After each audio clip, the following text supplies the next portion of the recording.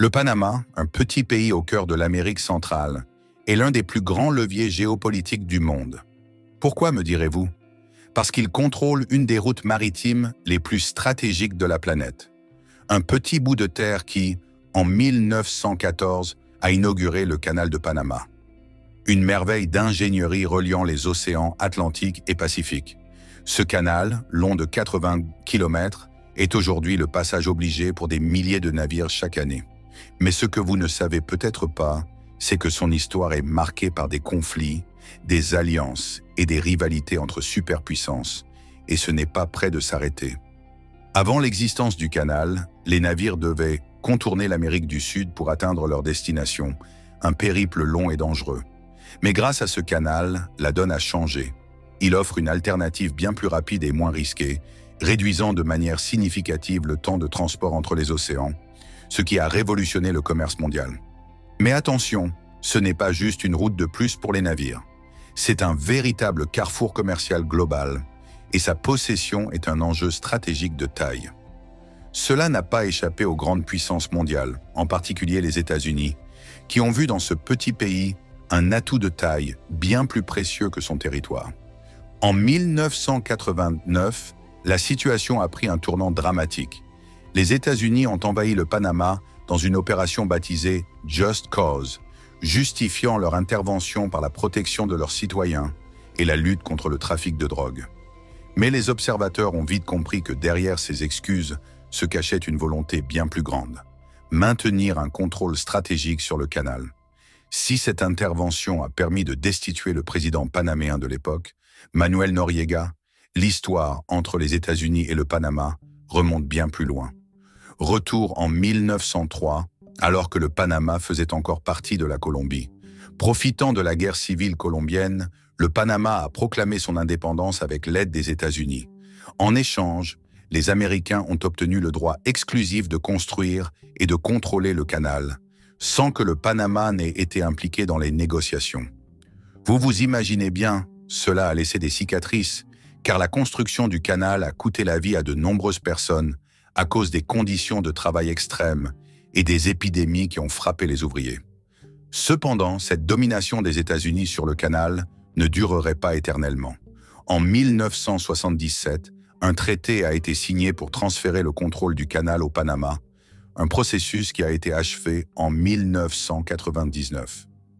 Le Panama a alors pris le relais, réorganisant et modernisant l'infrastructure, et même élargissant le canal en 1916 pour permettre à des navires beaucoup plus grands de passer. Un vrai pas en avant dans la modernisation du pays. Mais voici où l'histoire devient fascinante. L'émergence d'une nouvelle puissance mondiale, la Chine, commence à brouiller les cartes. Peu après que le Panama ait pris le contrôle du canal, la Chine a commencé à jeter un œil plus attentif sur cette région clé. Peu à peu, elle a intensifié ses investissements et signé des accords commerciaux. Résultat, le Panama a vu émerger de nouveaux projets d'infrastructures d'une envergure impressionnante, financés et réalisés par des entreprises chinoises. Les Chinois ont rapidement compris que le canal de Panama n'était pas seulement un raccourci pour les navires, mais un pivot crucial dans leur stratégie commerciale mondiale. La Chine étant l'un des plus grands exportateurs du monde, elle dépend fortement du commerce maritime. Pour sécuriser ses routes commerciales, il lui fallait un contrôle direct ou indirect sur des infrastructures stratégiques. Le canal de Panama est donc devenu un atout indispensable.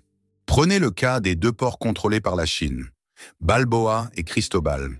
Ces ports, situés à l'intersection du Pacifique et de l'Atlantique, sont essentiels pour le commerce mondial. Mais ce n'est pas tout. La Chine a également financé des projets majeurs comme la construction d'un 4e pont sur le canal et un port de croisière dans la capitale panaméenne. Des projets gigantesques, comme le pont Atlantique, inauguré en 2019, montrent à quel point la Chine s'investit dans le pays pour renforcer son influence. Mais cette nouvelle ère de domination chinoise n'est pas passée inaperçue aux États-Unis, loin de là. Le rôle stratégique du canal de Panama est trop important pour que les Américains le laissent entre les mains d'une puissance étrangère. Les tensions sont montées d'un cran, et l'ancien président Donald Trump, lors d'une conférence en 2023, a clairement exprimé son mécontentement. Selon lui, céder le canal au Panama était une grande erreur historique, soulignant que les États-Unis avaient besoin de ce canal pour des raisons économiques et sécuritaires. Mais ce discours va plus loin. Trump n'a pas hésité à évoquer l'option militaire pour récupérer le canal, une déclaration qui a fait le tour du monde. Nous ne pouvons pas nous permettre de perdre ce canal. Cela pourrait même nécessiter l'usage de la force militaire, a-t-il déclaré. Ces mots n'étaient pas seulement un avertissement aux puissances étrangères, mais aussi un message à la communauté internationale.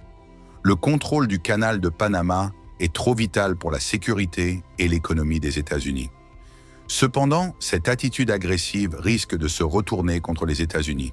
En effet, le Panama, qui avait déjà pris ses distances avec les États-Unis, pourrait bien être amené à se rapprocher encore plus de la Chine. Les États-Unis, en se retirant de grands projets d'infrastructure au Panama, perdent de l'influence, et la Chine en profite pour consolider sa position. Le Panama, quant à lui, veut jouer un rôle de médiateur et ne souhaite pas se retrouver dans le camp de l'un ou de l'autre. Ainsi, la question de la souveraineté du Panama se pose. Peut-il maintenir son indépendance tout en équilibrant les intérêts de ces deux géants économiques? Il semble que le Panama veuille avant tout jouer un rôle stratégique sans se laisser manipuler par les superpuissances. Mais dans ce jeu géopolitique mondial, chaque mouvement compte et chaque décision peut avoir des conséquences imprévisibles. Alors, que va-t-il se passer dans les années à venir? Le Panama parviendra-t-il à rester un acteur clé du commerce mondial sans sacrifier sa souveraineté? En géopolitique, il n'y a pas de place pour la neutralité, mais qui sait, peut-être que le Panama pourrait bien réussir à défier les attentes.